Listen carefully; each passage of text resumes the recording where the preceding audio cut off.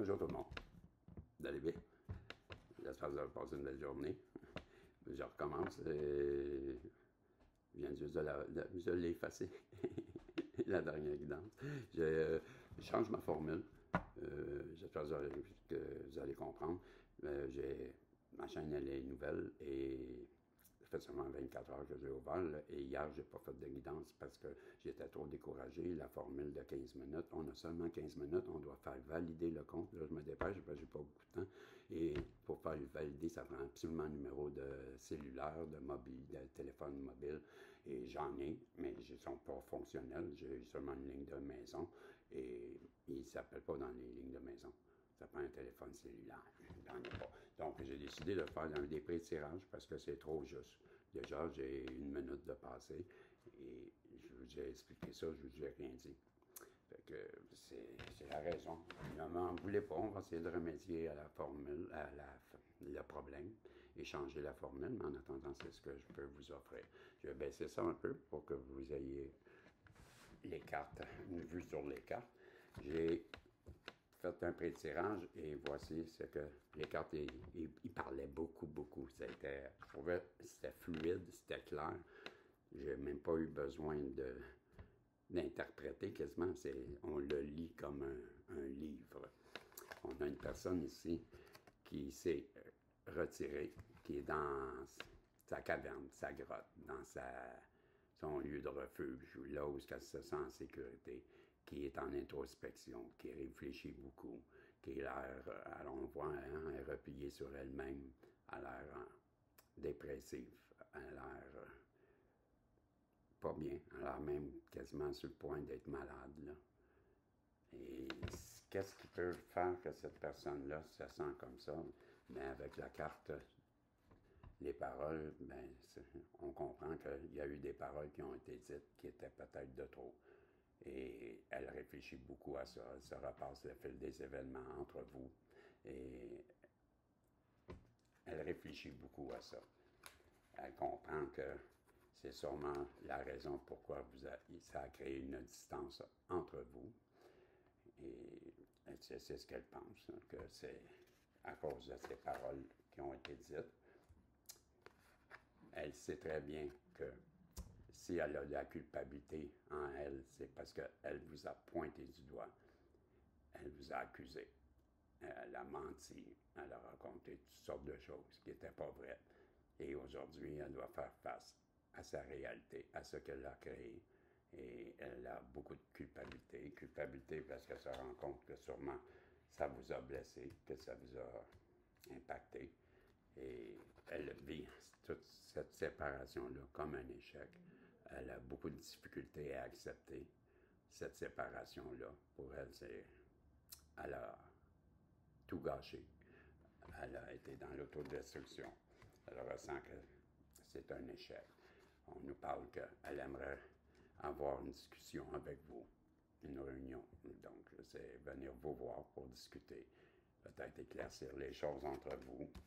On nous dit que cette personne-là, en ce moment, c'est la fatalité. Tout son monde s'écroule, tout dégringole, tout s'écrase. Ça stagne. Ses projets, il n'y a rien qui avance. Je crois même qu'on est en retour de bâton.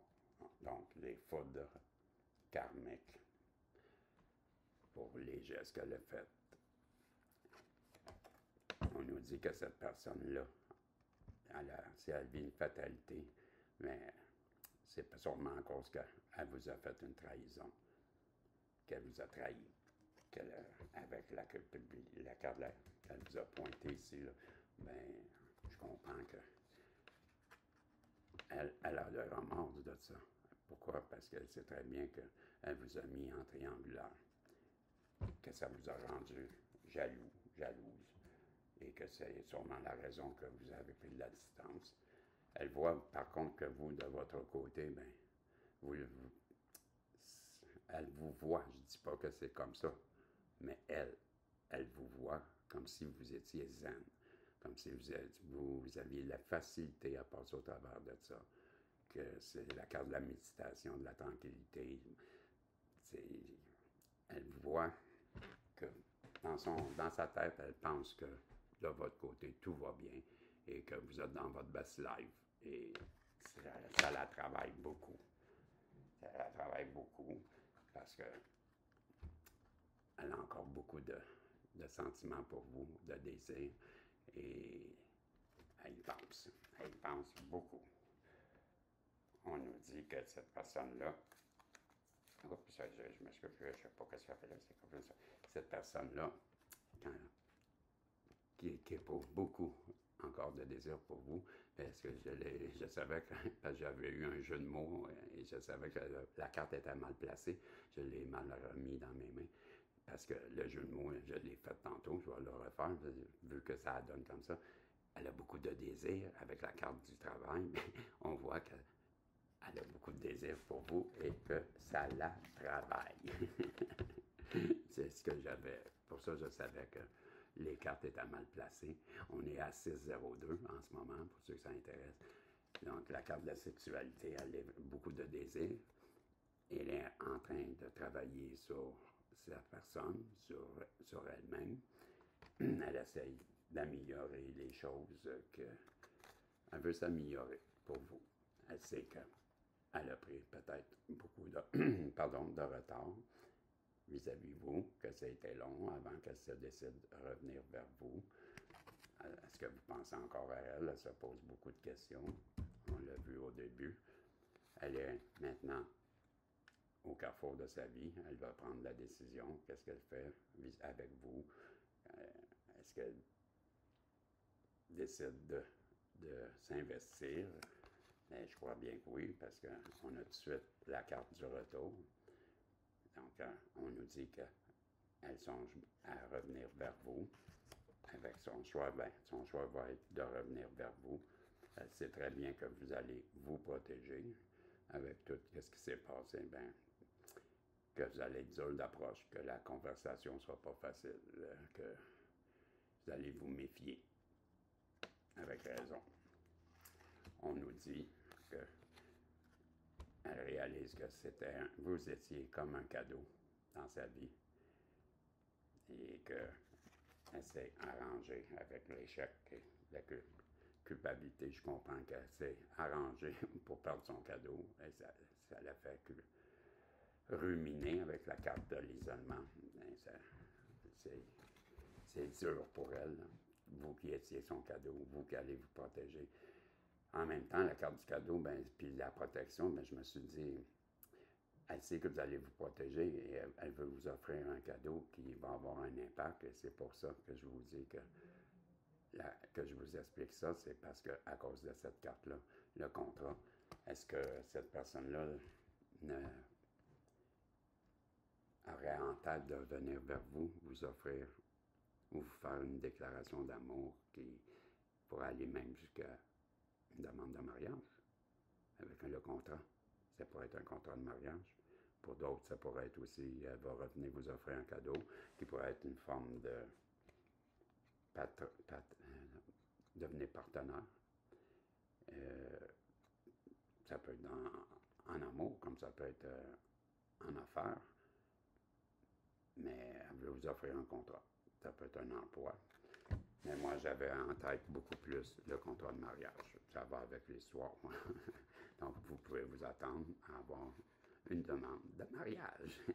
Pourquoi? Parce qu'avec la carte de la fécondité, moi, j'ai tout de suite pensé que ça va être la naissance de votre amour. Ça va être la naissance de quelque chose qui n'a jamais pu vraiment s'installer parce qu'elle n'était pas impliquée, parce qu'elle n'était pas dans la même vibration à cette époque. Maintenant, vos vibrations se sont ajustées. Vous êtes au même niveau. Et c'est ce qui va faire que ça va être le début d'une nouvelle histoire qui, avec la carte de l'évolution, ça me fait penser que vous allez connaître une belle évolution dans votre couple et que les choses vont bien se passer. C'était le tirage que j'ai eu. Je vous ai fait aussi. Je vous ai tiré une carte avec mon oracle. Ça, c'est pour ceux qui ne le connaissent pas, c'est l'oracle du miroir. Et celle-ci, elle vient de l'oracle de la nature divine. Et c'est la carte 22. et c'est la carte alchimisée.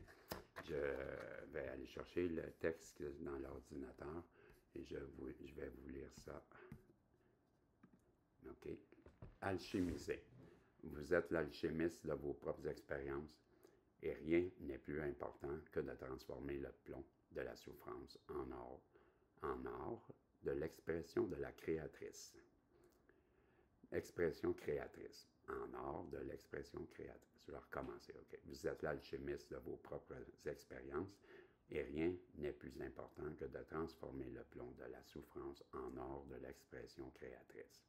La douleur inexprimée se transforme en souffrance, mais la douleur endeuillée, pleurée, et à qui l'on donne sa voix créatrice devient or. Le remède se trouve dans la blessure, mais pas sans qu'elle ne soit exprimée. Tel est votre travail, dès maintenant et en tant qu'alchimiste. Prenez les matières premières de votre expérience et transformez-les en chant, en danse ou en or. Tissez une histoire avec les fils de votre espoir et de votre désespoir. Le chaudron est votre vie. Les matières premières sont vos expériences. Vous êtes l'alchimiste. Le pouvoir de transformation est à portée de main. Bien, bravo. On dit que vous êtes des alchimistes, que vous avez l'art de manifester et que vous êtes bon, que vous l'avez bien. On est à 11h38, le temps de vous dire de choisir une question dans votre tête, que la réponse pourrait être oui ou non. Demandez-moi pas une date, à quelle heure ou à quel jour que la personne va revenir. Je ne peux pas vous dire. C'est oui ou c'est non. Oui ou non. Pendant que vous pensez à votre question, ben, je vais en profiter pour vous remercier, vous dire merci beaucoup à tous ceux qui s'abonnent, à tous ceux qui font des commentaires. Si vous faites des commentaires, dites-moi d'où vous venez, que je sache jusqu'où mes messages se rendent. Et merci de faire des commentaires, de mettre des pouces en l'air, des likes. Je like quand vous kiffez. Et bien, avez-vous pris votre question? Avez-vous décidé quelle question? Parce que je lance la pièce. Et si vous n'avez pas choisi, bien, appuyez sur pause. Parce que la réponse arrive maintenant. La réponse, c'est oui. C'est un beau oui. Fait que je vous remercie et je vous dis à bientôt. Salut, bye.